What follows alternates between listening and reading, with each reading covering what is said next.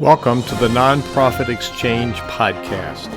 Stories by leaders for leaders to help you raise the bar on your own excellence, to release the potential inside of you. Now, here's today's podcast. Greetings, it's Hugh Ballou. Welcome to another episode of the Nonprofit Exchange. Weekly interviews. We're in our seventh year of interviewing fascinating people. And even though two people may talk about the same topic, there's different wisdom to share because we all have a different, unique perspective and we've all had individual experience. Many times we have nonprofit leaders telling their story. Many times we have business professionals helping us learn sound business principles that we can install into the culture and the systems of the tax-exempt business that we run. We call it nonprofit. That's not really a good word to describe us, but it's a social benefit tax-exempt business to create proceeds and to provide impact to people who need it the most. We are called to service and helping people. And one of the things that holds us back is our relationship with money. And today I have a new friend. We're members of a networking group that meets, and there's people all over the world. And Richard's quite a personality and has some really important things to share. Now, Richard's profession is helping people with their finances. We're not going to do that today. He's licensed and he's restricted, and that's not what we're here for. We're here to talk about leadership principles and our relationship with money. So, Richard Hansen, tell people a little bit about who you are and what's your passion for the work that you do now? Well, good morning from southern sunny California, and it's definitely a pleasure to be on here with you, Hugh. Your reputation precedes you. I've had many powerful people in my life speak very highly of you and what you've done in the nonprofit community. So kudos to what you've done and what you're doing. And for those of you that are watching online, this guy is a stud and a half. So, but yes, my name is Richard Hansen. I am a millennial. I am an elder millennial because I was born in the early 80s. So I am a millennial, but I don't identify as a millennial. I definitely identify more as a Gen X. And I say that because most people have a pretty negative viewpoint on millennials and how they're living their lives right now. And the millennials all obviously have their own view on why they act the way that they do because of the world that they've been handed to. But don't let the fact that I'm a man or a millennial or the fact that I have brown hair and blue eyes deter you from the fact that we're here to serve one another. Whether you're in a for-profit company or whether you're in a nonprofit company, that's what we're here to do. And a little bit about me. I'm born and raised in Southern California. This is all I know. I thought the entire planet was sunny and 70 all year round. My buddy Hugh, being on the East Coast, I hear stories and see pictures of this white stuff on the ground that comes from the sky. I hear it's called snow. I've seen pictures of it. I've read about it, but I've never actually seen it here in Southern California, maybe up in the mountains. But I was raised by single mom. My mom raised me and my three brothers all by herself, and she did an absolute phenomenal job. So, Mom, if you're watching, you're a saint. And for everyone to understand, growing up with a single mom raising three boys, I'll admit I'm responsible for a third of her gray hair and probably a third of the medication she's taking right now. I was definitely the hardest to raise out of the three. But the most valuable piece of financial advice my mom gave me was, Richard, don't do what I do. How many of you listen to broke family members, on their financial advice? Most of us. My mom told me, sweetie, don't do what I do. And I was like, okay. So she laid the path of what not to do. And that actually served me very well because I'd think about it. Hey, did mom make this decision? Yes. Okay. I should probably do the opposite. So being raised by a single mom, grew up extremely poor. In fact, I don't remember ever going to school not hungry. We were going to school all through high school, just hungry every single morning, not enough food in the house. the welfare food stamps would only last, about a week or two during the month. And so it was very tough growing up. And then I went and made the decision to become a teenage father. And that continued the generational issue of poverty. I grew up in poverty. I was now creating another generation in poverty. Even though my grandparents worked very hard, they never really got ahead financially in life. And so that was just this perpetual poverty going on. And I had to make the decision that I was going to break those chains. And everything comes down to a decision, Hugh. You have to decide that you want better for your life, that you want better for your family, that you want better for your patrons, that you want better for your community. I'm a huge financial ally to a lot of different communities that are out there. And being raised in Southern California, there's a lot of viewpoints that I see that most people don't, because of the blending of communities and cultures and religions that are out here. And so I started my financial career about 15 years ago. So I started when I was about 3. Just kidding. But I've been doing this for now 15 years. I served in the for-profit corporate America for about 11 years, serving wealthy business owners and very well-to-do nonprofits as well. But very much like people are experiencing right now with COVID, I actually lost my job in 2016 simply because the bank didn't want to pay me anymore. It was cheaper to hire labor in a different country to do what I was doing. And so I found myself, collecting unemployment and ended up losing all 3 of our pieces of real estate, lost my 401k, all of our savings. Why? Because I had a horrible relationship with money. Even though I was making good money, I still had this poverty mindset of, oh my gosh, like debt, leverage, spend now because you don't know if you're going to have it tomorrow. But it was because of that catastrophe in my life that I made the decision to not become financially destitute ever again and let my family become a statistic. So my wife and I, Amanda, who's the absolute love of my life, made the decision that we were going to start educating ourselves by reading books about rich people. Dale Carnegie has a phenomenal book called How to Win Friends and Influence People. There's tons of books about money out there. Rich Dad, Poor Dad from Robert Kiyosaki was a big one as well.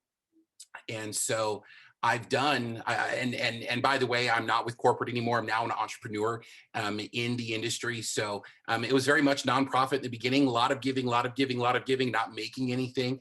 But I think we've crossed that threshold.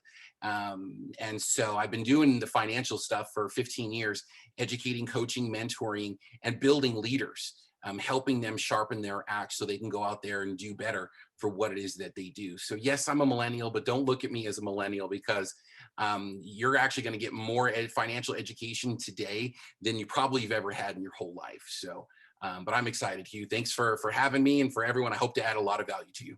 Well, you will, and you have already. There's a being broke is a temporary condition. Being poor is a mindset. Did I hear you right?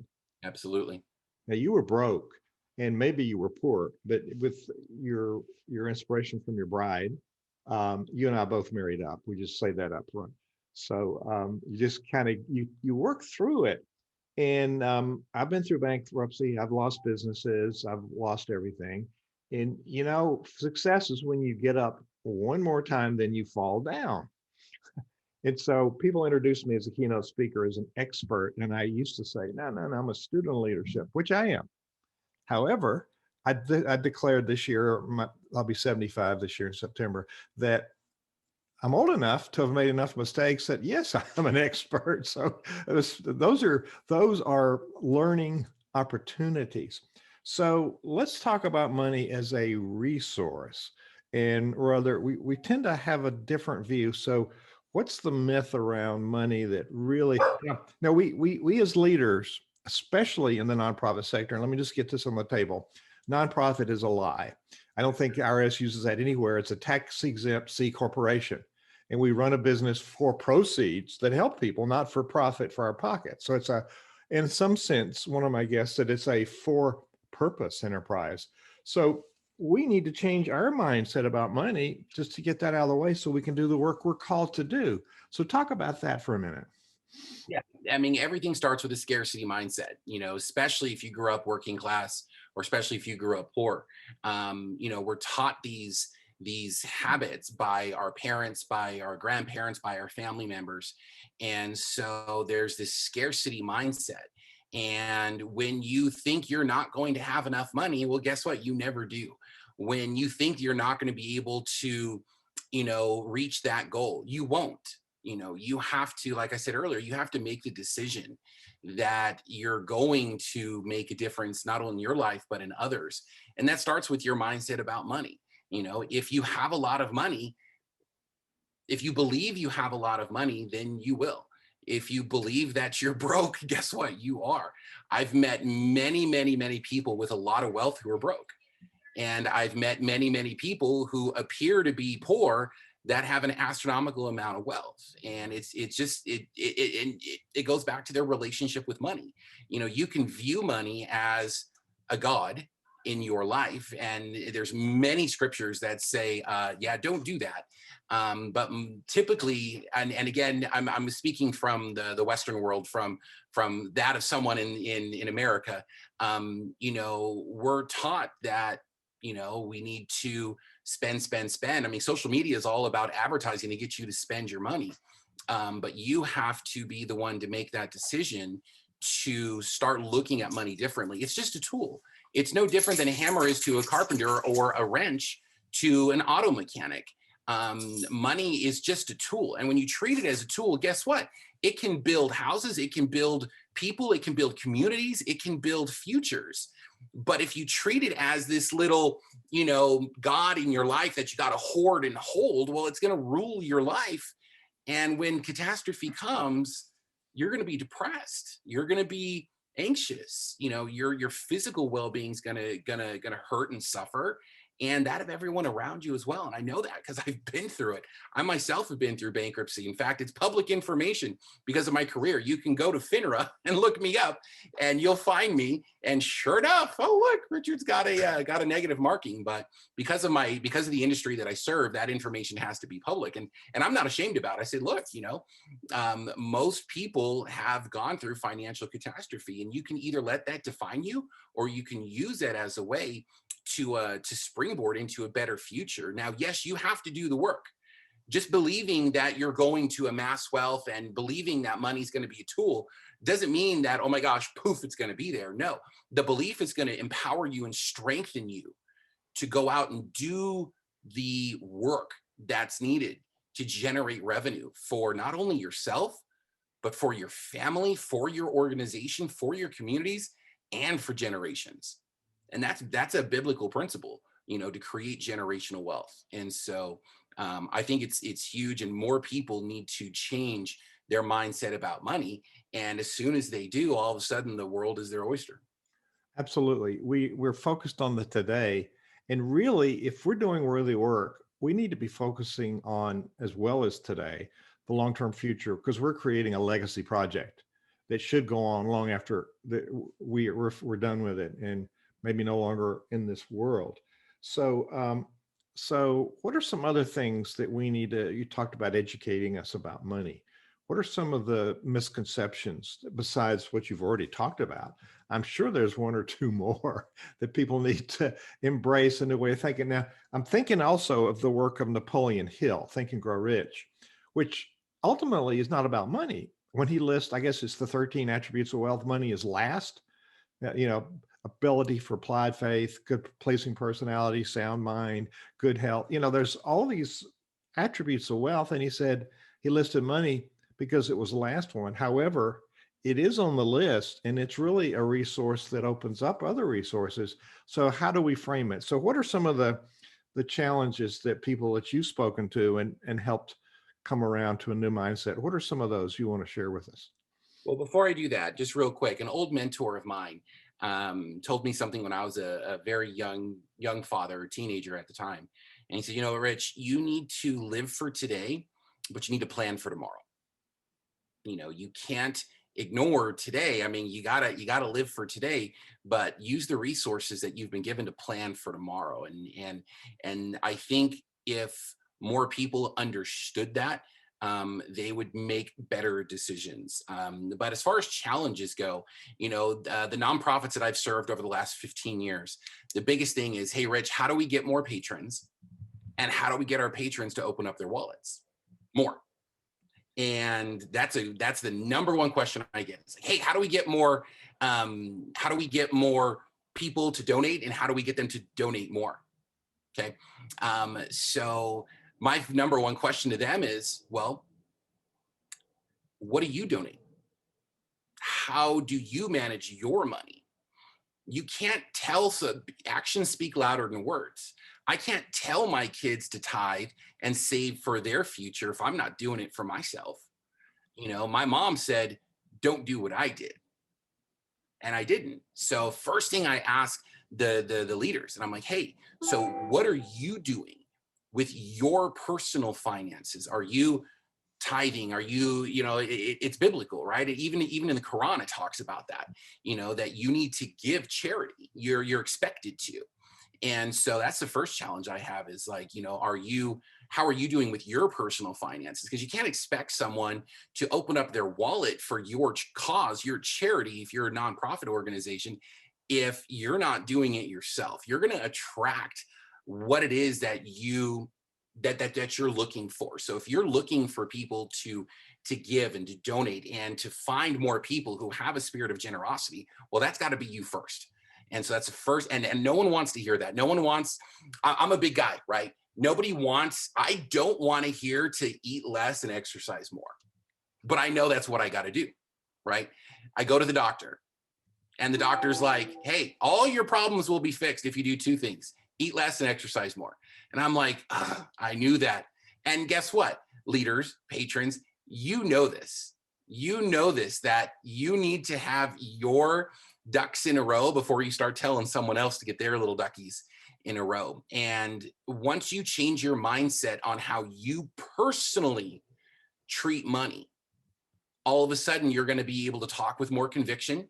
You're going to be able to share more about your cause and your crusade, and you're not going to come off as salesy. That's the last thing a patron wants to hear.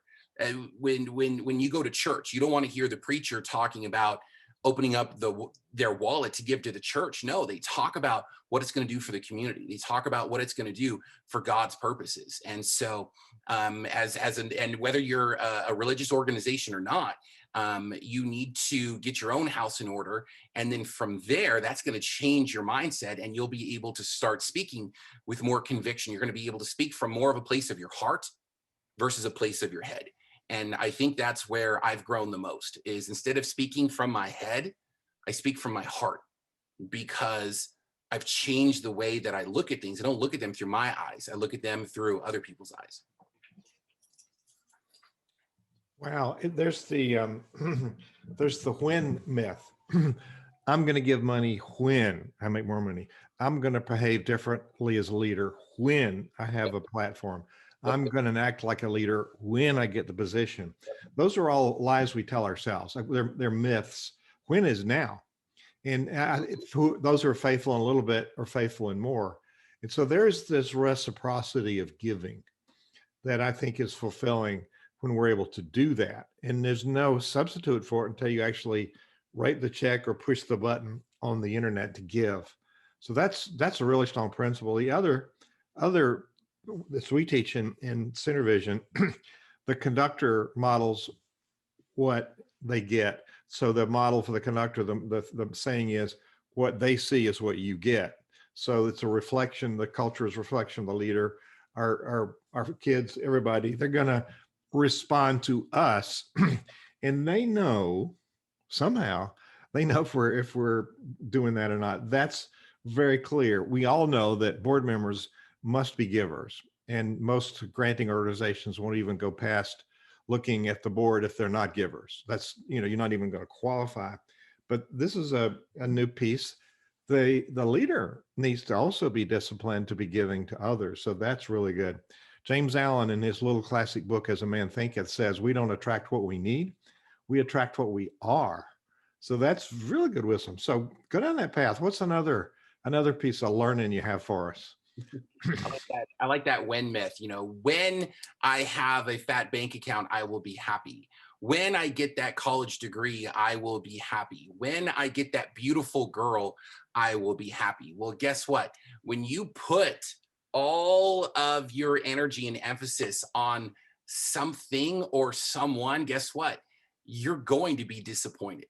And it's not going to happen the way you want it to. And if you try, I'm a recovering control freak. If you try and make it happen the way you want it to, not only are you going to hurt yourself, but you're going to hurt other people. So I find I've had multiple people win the lottery. And Wait a minute. Wait a minute. You've had, you mean friends or clients? Clients. I've had many clients win the lottery in my short 15-year career. Some people that do what I do never come across a client who wins the lottery. And I've had 3 of them in the last 15 years. And what I found is that money doesn't change people.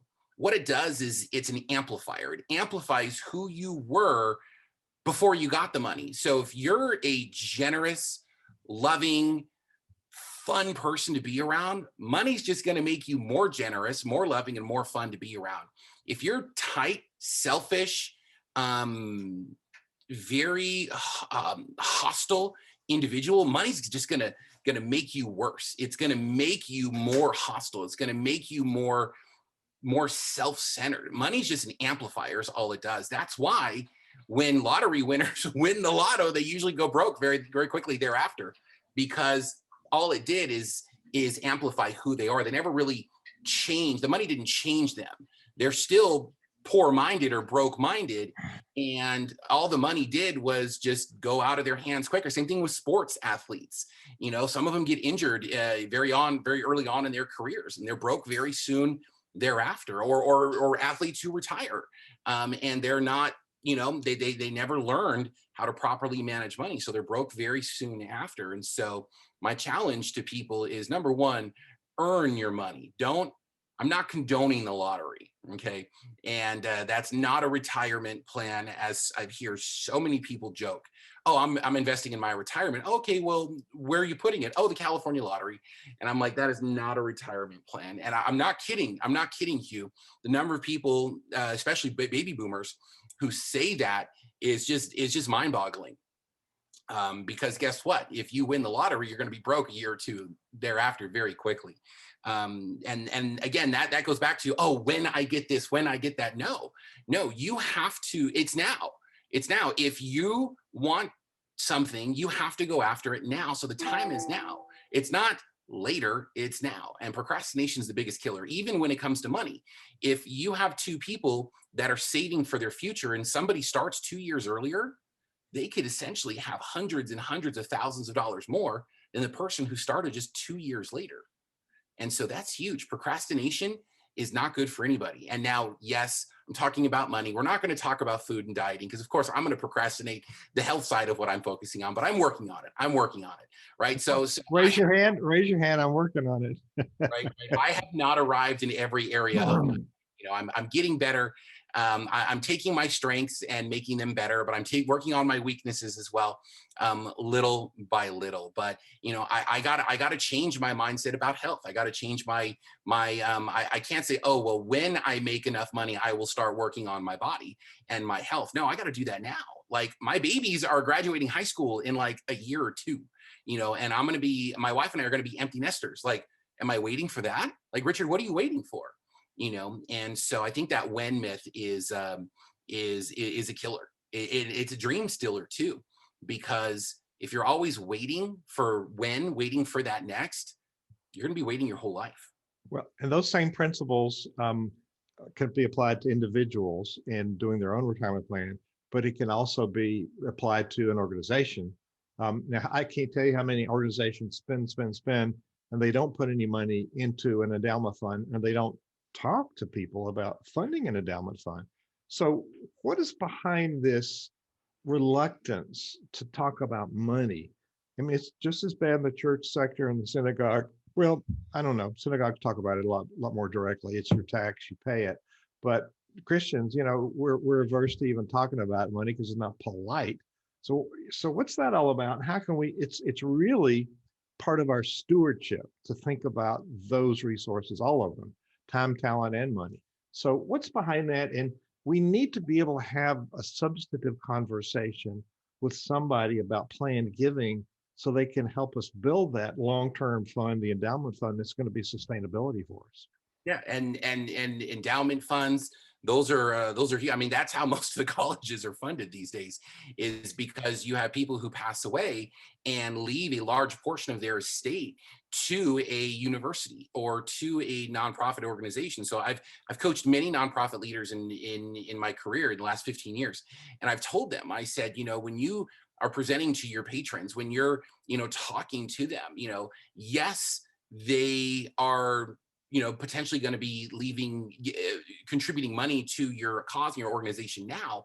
But you also have to say, oh, by the way, did you know that you can leave a portion of your life insurance as a beneficiary for a nonprofit of your choice? You can earmark a portion of your estate to go towards a nonprofit of your choice. There was a gentleman up in Central California that I worked with, and it was extreme. It was funny. It was sad, but kind of funny. We were doing a rather large life insurance policy for him to shelter cash, and so I said, I got to fill out your beneficiary. Are we going to leave this to your nieces, your nephews? He wasn't married, he didn't have any kids, and he's like, heck no, my family didn't help me; they get nothing. And I'm like, well, I have to put somebody on here. Who do you want me to put? And he thought about it, and he's a very conservative individual. He said, how about the NRA? And he was joking. And I said, okay, cool. We can add the NRA. And he was like, what? And I'm like, yeah, the NRA would love to have your money when you die. And he was like, put the NRA on there. So they're most working, and he's a teacher. So most working Americans don't know that you can mark a portion, or in this guy's case, all of his life insurance proceeds to go to the NRA when he passes away. And so you can use, when educating people about what they can do for themselves and for contributing, yes, they can leave money now, but they can also leave money from the grave, from heaven, and they can leave their assets and their resources. Doesn't have to be all of it, although that would be nice, but they can break off a portion of it. Hey, give 20% to one kid, give 20% to another, and the remaining 60%, let's leave it to the Red Cross or whatever nonprofit they feel comfortable with. And we're not endorsing any particular gift or nonprofit or philosophy. Absolutely. It's just, that was a story of a person who had that is a nonprofit. So what is the hang up for nonprofit leaders? They say, I don't want to ask people for money. I don't want to beg for money. I don't feel comfortable talking about money to people that I know. So what's behind that? Yeah. So it's fear. It's fear. Let's be honest. You're scared. Just like I'm scared, to talk about things that make me feel uncomfortable. By the way, rich people love talking about money. They love talking about business. They love talking about revenue. If you're talking to people who are broke-minded or people who are working class, they hold on to money very tight. And so they don't like talking about money because they don't want people to know that they don't have as much as they pretend that they have. So what? Right? Oh, that's interesting. Yes. Okay. Right. So people like to showcase that they have a lot when reality is they don't. And who are you trying to impress? You're trying to impress someone who doesn't really care about what you're doing anyways. So what's the point? But what I was trying to say is that, if you're a nonprofit leader, first of all, if you make it weird, it's going to be weird. So if you think that talking about money and giving is going to be weird, yeah, it's going to be weird. So don't make it weird. Don't make it weird. And you're not going to be telling them to open up their wallets. You can't do that directly. I can't tell my wife, hey, baby, come over here and kiss me. Although she probably will reluctantly. No, she wants to be wooed. She wants to be enticed. And so how do I do that? Obviously I got to be presentable. So make sure you're presentable. And so you have to share your vision with your patrons and share with them what your goals and what your plans are. This is where we're going in the next 3 to 6 months. This is where we're going in the next 3 years, the next 5 years, the next 10 years, the next 20 years. And yes, by the way, it does cost money to do these things, but look at the lives that we're going to change. Look at the impact we're going to have in the community. Look at how many babies we're going to save, how many foster kids we're going to enrich, whatever it is that your cause is doing. When you share a vision, people are going to be like, oh, wow, that's fantastic. You're right. I want to be a part of that cause.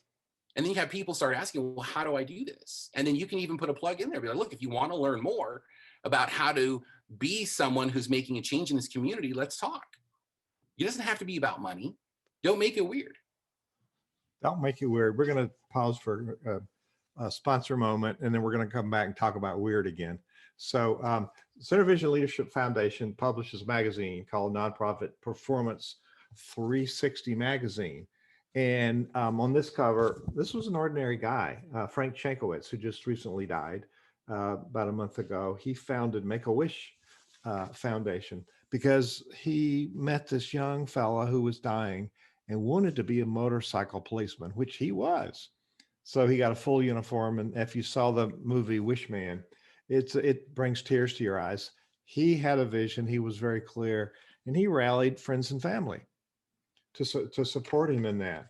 So one of our sponsors that makes these free things possible is a company called Word Sprint. There it is, Word Sprint. Word Sprint is a mailing house with a very fancy print shop to deliver printed pieces, which we think is dead, but look in your mailbox. There's a whole bunch of print stuff that comes to my mailbox every day. So building relationships is the foundation for getting revenue, building trusted relationships, and then maintaining those relationships. So how many times as nonprofit leaders do we say thank yous in a letter and then don't correspond to a donor until it's time for the next donation pitch? So we need to stay in touch with them. So in the magazine, we have a teaching page from Word Sprint, and in 2.5 million mailings and 20 years of research, they work primarily with nonprofits, but they work with businesses and universities as well. It's the maintaining of the relationship, telling people what the impact has been, just like Richard just said, what's happened with their money. So a third of the message, a third of the whole program is the message, the right message. Third of it is to the right person. Make sure you're not mailing to a person who's no longer with us. And third is a regular rhythm. They want to hear from you, not every week, maybe not every month, but certainly every quarter, every couple of months. Put something in their hand. It's a celebration. We have impacted people's lives. It's a third, the right message to the right person in the right rhythm. And then 10% is at least needs to look decent. But if it's too fancy, it works against you because you're looking like you're frivolous with their money. Wordsprint.com. Go and Bill Gilmer, you can make an appointment with Bill Gilmer, and he can show you some models that will keep your donors donating and your supporters supporting, because you've let them know the impact, like Richard talked about, what's happening with their precious donation. And they will keep donating, maybe raise it, and maybe invite other people. So the trend is upwards, wordsprint.com. So Richard, about this being very clear on what we're doing, that's very hard. I've worked with business leaders, entrepreneurs, and what I'm calling social entrepreneurs, those who have launched or growing a nonprofit, a charitable organization. And we come at it without the necessary, skill set. We got a vision. We've got something really worthwhile. But the blue 10-90 principle, different than the Pareto 80-20 rule, it's 10% of what you have is the total. 90% allows you to deliver that. And so we don't really focus on the skill sets, the team, the substance, the plan that's going to enable us to deliver. So there's a whole lot of things that we need to learn to be able to deliver. And one of them is really how money works. Now we're in the South, you're in California. We in the South think California is another country. But we have our own language. But when Richard talks about patrons, some of us call them donors, and the generic term would be supporters, time, talent, and money. That people support us. So there's a number of ways to describe our tribe of people that really share the passion. So any more you want to say on some of these relearnings that we need about our attitude toward money? I'm just thinking about a friend of mine who has a global nonprofit organization where he sets up prosperity centers all across the world. He'll find a community that maybe has an orphanage, but maybe no medical, maybe no education, and he'll fund those other two. So, and he's done this in Africa. They're working in Cambodia right now. They're once things settle down in Venezuela, they're going to go down there. And what's interesting is that this gentleman is achieving his philanthropy goals based on what he did in the for-profit world. And so he got the business education, he got the financial education, by partnering with for-profit companies, by learning what these companies are teaching. And so he built a business, and that business now funds all of his philanthropy goals. And it sounds like he's going to be very soon transitioning, just not working the business at all. And he's going to put that on autopilot, and that's going to continue to fund all of his philanthropy goals. So it's interesting to see people who plan ahead to set up their nonprofits and to strategically position themselves to be successful. Because if you have a great idea to start a community or organization, or to do something in your neighborhood, or for a particular cause, you need to surround yourself with people that are going to help you learn what it is that you need to learn. Whether you're a great visionary and you lack the administrative skills, well, guess what? You're going to have to learn those administrative skills. Or maybe it's the other way around. Maybe you're phenomenal at the administrative skills, but you lack the vision, you lack the leadership. So you're going to want to put people around you who have those strengths, and you're going to want to learn from them. And guess what? There's tons of books out there that you can read. It doesn't, we're all social distancing because of COVID right now. Well, guess what? A book's your best friend. You can actually get in the head of Abraham Lincoln. You can get in the head of Napoleon Hill. You can get in these guys' heads and spend one-on-one time with them. And so you definitely have to surround yourself with people that are going to help you increase the belief that you have in yourself. Because I know it's kind of corny, but what you believe you can achieve. And I know that I've experienced that multiple times in my life. And so I just, I'm really excited for the people that are watching this, that are, hopefully we're sprinkling a little bit of seed on them of encouragement and prosperity, that they're going to go out there and go make a change for their community, for their organization. And that starts with you. You have to turn into Hugh 2.0. I have to turn into Richard 2.0 in order to reach those goals. Actually, 2.01. Okay. If I didn't harass you, you wouldn't feel normal. Somebody said that they have donors, but they don't appear to be cheerful. So what is that about? And do you have any advice for that? The people, and sometimes we're guilty of beating people into submission by pleading our case and saying, oh, we're in trouble, we need this money, and it's tragic, and then people give it reluctantly. So how do we expect them to be cheerful? So there's probably two sides to this, aren't there? Yeah, absolutely. I think about my personal experience with tithing at church. There was a season where we didn't tithe, and life seemed to get worse.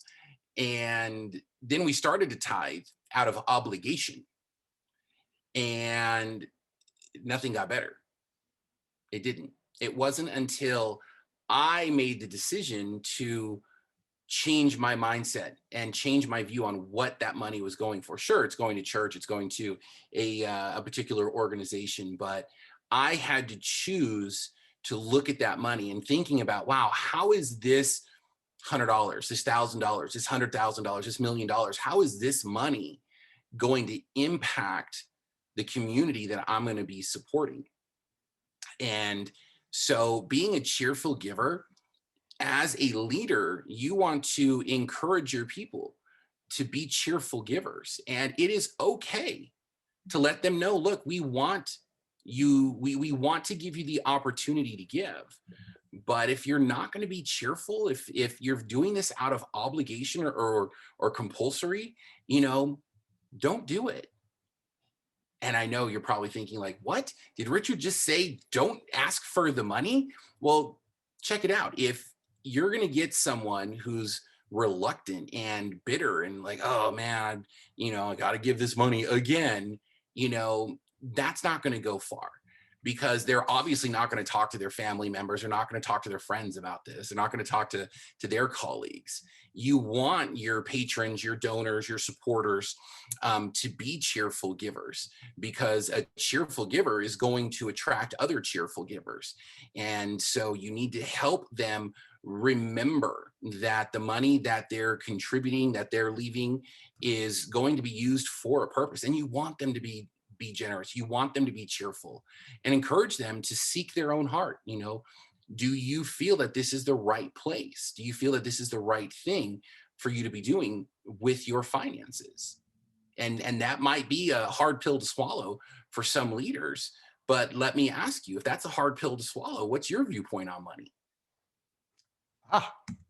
Now you mentioned some books to read. So what I'll do is have you send me, if you have a list, and I'll put it on the page. There's a page at the nonprofitexchange.org. Go there, you'll see the summary of what's happening and what's next on the nonprofit exchange. And then on that page, there's an archive, so you can click and see future videos, and you'll go back 7 years and lots of great content there. So Richard, would you like to hear from any questions or comments from folks?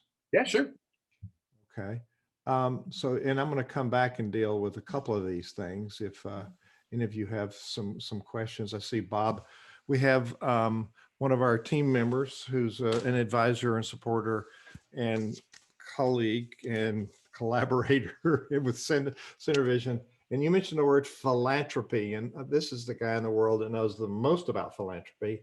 He didn't say so, I said so. He's a publisher of Philanthropy Misunderstood, and his mission is to help people understand what the power of philanthropy is. But he's also starting with people as young as 7, so to help them understand that. We're going to talk about youth and philanthropy before we quit today. But Bob Hopkins, you got your ears on, and you want to share any comments or thoughts with our guest? I do. Thank you very much. I like this topic, of course. No, I don't. I don't like this topic. When I first heard what it was going to be about, I thought, oh God, I just hate talking about money. But there's 2 different kinds of heads that people have. I have learned they have a nonprofit head and they have a for-profit head. And it just depends on what head you're wanting to talk to about money, because they respond differently and they think differently. So when I'm asking for money for a nonprofit organization and the cause, they turn on their head that says, I want to be a giver. And when then I say, okay, now I'm talking about my for-profit entity. I've just started a for-profit entity. All of a sudden they want to see statistics. They want to see a business plan. They want to see, how much am I going to get out of this deal? And I didn't know that until I went from the nonprofit sector to the for-profit sector, and people started asking me these questions when I was talking about, okay, what are you going to do with this money? So I think it just depends on how you talk to the people and what is the topic that you're talking about. Now, as far as personal is concerned, I never had to support anybody. I've always been on my own, so I've never had to ask anybody for permission to do anything with my money. And I hear all these people out there talk about, you need to have a retirement plan. And I go, why? Where am I going? Why do I need a retirement plan? I'm not planning to ever stop working. What do you think about people like me who don't have a plan, never have had a plan personally, but I've run nonprofit organizations, and I've really usually talked to people with heads that say, I want to be a giver. You have Awesome. 2 hours. You have 2 hours to answer that question. No, go ahead. No, thank you, Bob, for that question. And you're right.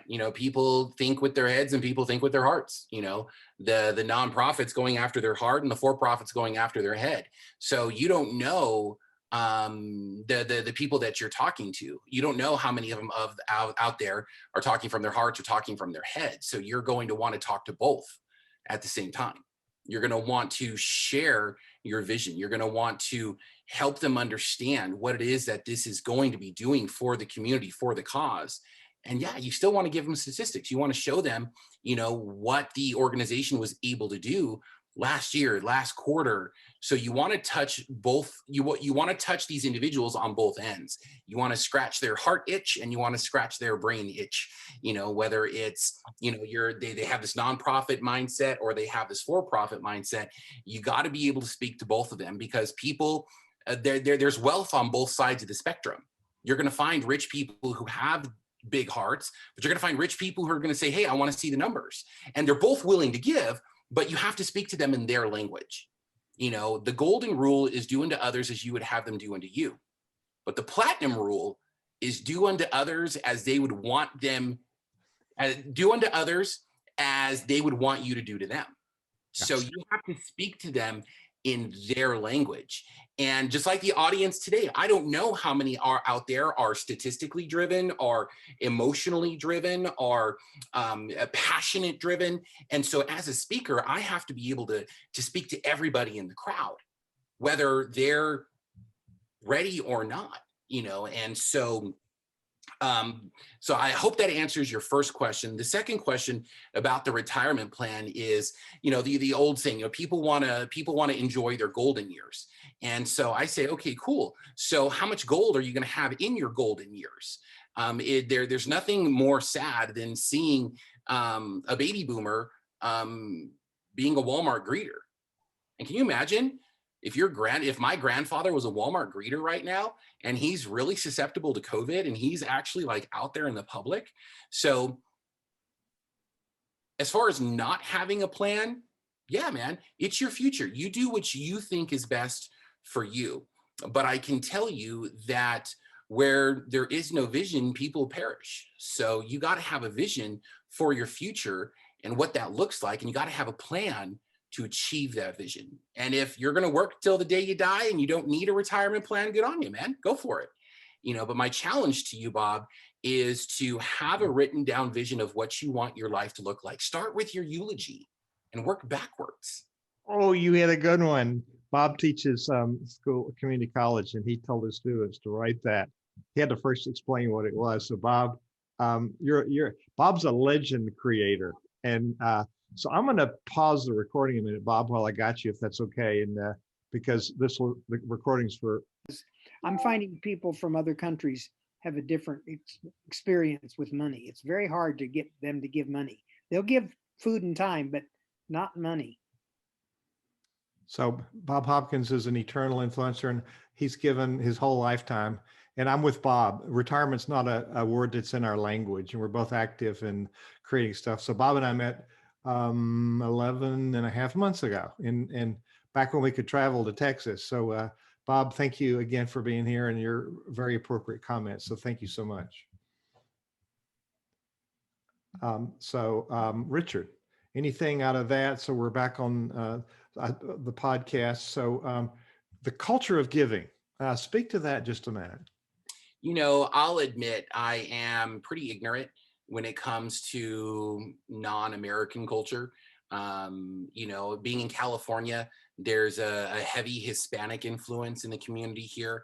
And the African-American community is huge here as well. And so there's this trifecta where you have the commingling of white America, African-American America, and the Latino culture. And what I found is that one of those groups is extremely generous, and they are probably the ones who are the least well-to-do. And you look back at the culture, you look back at, what do their families teach? What does their culture teach? And is there a sense of community? And that community is just absolutely just won my heart over. And no, it's not the white community. Surprisingly, you would think that, the people who have the money give the most money. No, not at all. I mean, the widow gave her 2 mites, right? And she gave more than everyone else. And so the culture of giving has to start at home. It has to. That's where everything starts. And that's, in my opinion, what's wrong with America today, is that the home is not what it needs to be. And so if we can start teaching like what our last question, the panel, or the gentleman who spoke last, Bob, was saying, is that, teaching these kids about philanthropy, absolutely, it starts in the home. I can't teach my kids, I can't expect a teacher to teach them to read and not encourage that behavior at home. So I have to, yes, I'm going to get support from the schools that are out there, but it starts at home. And so if you have a culture of giving in your home, you're going to produce children who have a much more generous spirit about them than someone who isn't. And you can be extremely generous and have very little funds. In fact, some of the most generous people I've ever met are the ones with the least amount of money. Yeah, absolutely. And so it's back to your early principle that leaders influence others by who they are. So there's an authenticity to who we are and showing up. And actually, it doesn't matter what you say, it matters what you do. It's like the sermon you preach with your life is much louder than the one you preach with your lips. Your life is louder than your lips. So I don't care which faith you're from. And we do have I don't think we're a melting pot in America. We're a tossed salad. We have lots of interesting pieces in that salad, and lots of wonderful wealth in diversity of relationships. So I do find that there is a culture, and sometimes it's by state or by county, not necessarily by ethnicity. So I just think some areas there's more culture of engagement in the community. So we got about 2-3 minutes left. I think I've gone down the list of questions and some of the key things. Is there something I didn't ask that I should have asked you that you want people to know about their relationship with money? Yeah. You need to get rid of the fear. People fear what they don't know. I mean, why was the earth flat? Because that's all they could all see. And when people started to discover that the world is round, well, that was heresy. You fear what you don't know. And so money, you fear money because you don't know money. So you need to make sure that you're financially educated, and not, please, dear Lord, not by your banker. Your banker is there to, anyways, I'm going to get off my soapbox real quick, but you need to learn the principles of money by people who are equipped to teach you, and resources that are out there actually teaching them money. And keep an open mind. Just because you hear a particular name over and over and over again doesn't mean you take what they teach for gospel.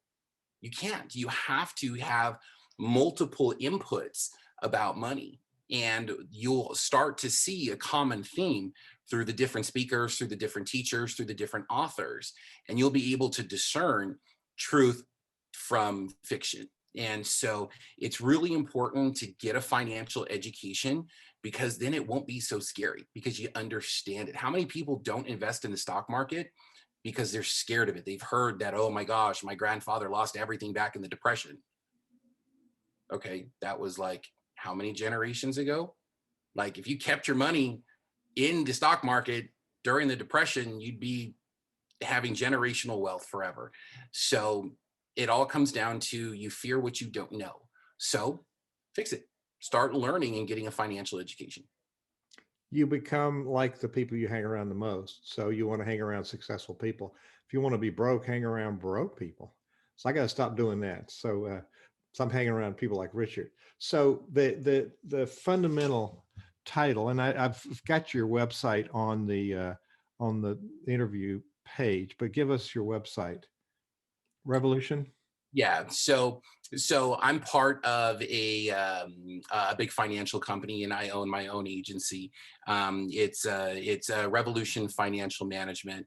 And you can do, / Richard Hansen. You'll find me. Probably the best way to find me is on Facebook, Richard Hansen. You'll see this beautiful mug on there. Instagram's also a good way to get a hold of me, at Richard Anthony Hansen. It's Hansen. For Hansen. And yes, I'm Danish, not Swedish, so make sure the E is on there at the end. But they can follow me on social media. And if you can direct message me as well. Any way you want to get a hold of me, I'd love to connect, build a relationship. And yeah, even my dog's excited. So but yeah, that's probably the best way to get a hold of me.